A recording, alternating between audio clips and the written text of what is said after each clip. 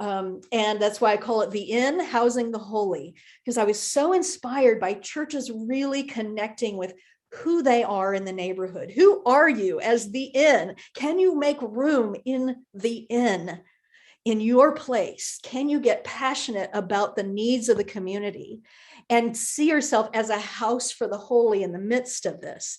The churches, the three churches, I'll just tell you briefly, one of them took their big old church that, a very small congregation was rattling around, and they began to give affordable office space for nonprofits in their neighborhood.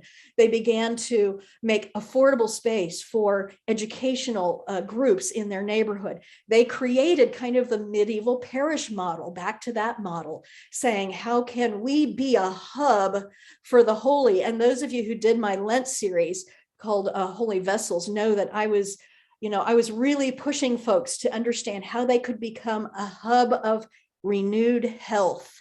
And many of you did vaccination clinics and testing clinics and mental health hubs and resourcing centers.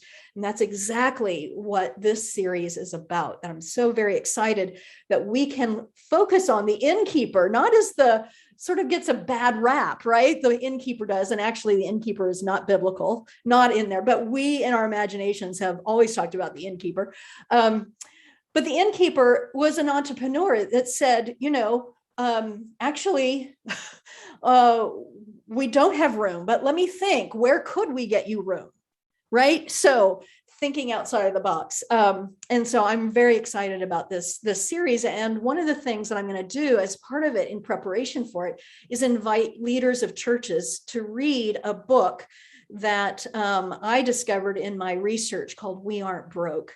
It's a brand new book, and it's about looking at the assets, the abundance of your church property and your neighborhood, and saying, how can we leverage this to not just survive or just try to get pledges in order to keep the doors open, but how can we create a business model and a financial model that can sustain not only us, but can also help the neighborhood? So I'm very excited about this.